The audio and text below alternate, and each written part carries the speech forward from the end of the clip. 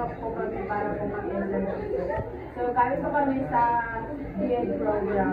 So, para sa iyo po, sir, ano po yung curriculum? Magandang araw sa inyo lahat.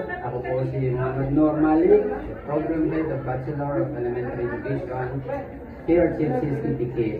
Ang para sa akin ng curriculum ay ito ay mga kagamitan na ginagamit sa pagtuturo. Example, mga libro, mga materials, mga items.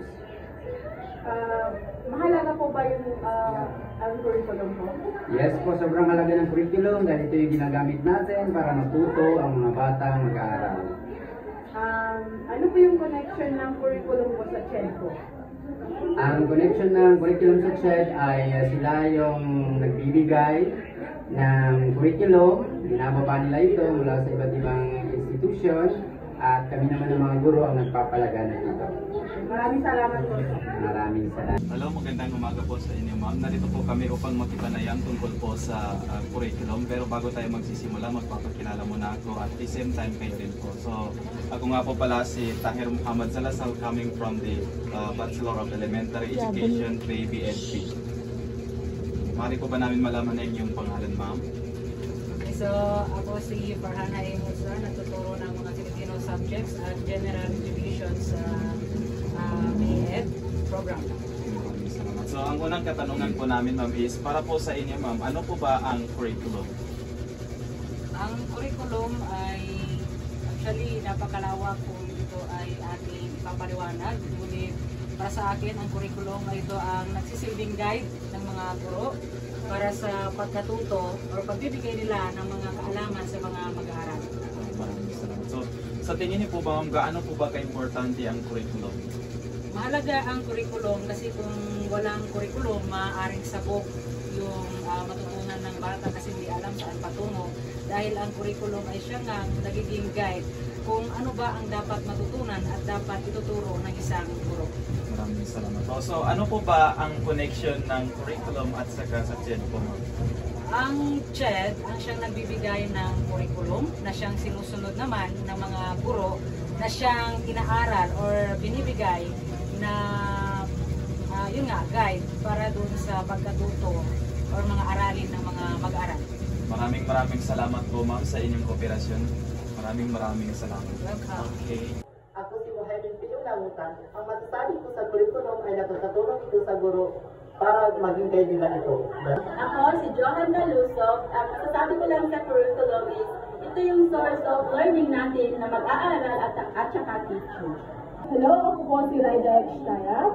Ang masasabi ko lang po sa curriculum ay bilang isang future educator ay nakakatulong ang curriculum para maging handa ako sa aking hinaharap bilang isang future educator. Yun lang po. Maraming salamat. Hi everyone, ako nga pala si Emma kung ang curriculum para sa amin ay kadalasan ito dito sa school na kung saan ito ang itinutunan ng teacher sa kanyang mga estudyante.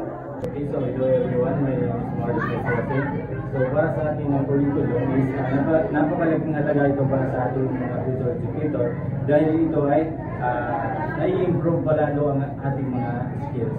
Yun lang po. Hi everyone, ako nga pala si Bayan Sansawi. Ang curriculum namin is ito yung itinuturo sa isang paaralan. Ako nga po pala si April Agtiveloso. Galing po ako sa Departamento ng Bachelor of Elementary Education.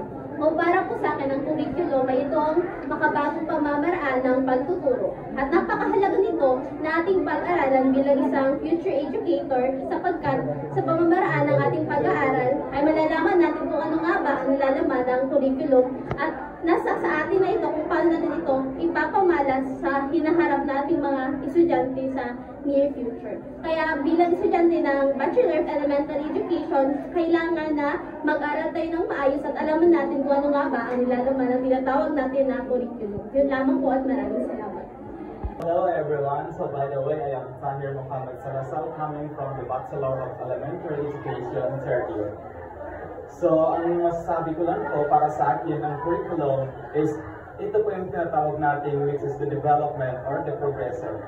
Dahil kung mapapansin ninyo, sa traditional is hindi pa ganun kalawak ang mga learning na matutunan natin but because of the curriculum, So marami na tayong pinagkukunan ng mga learnings in terms of the internet. So mas nakakagain tayo ng maraming kaalaman because of the curriculum. And that's all.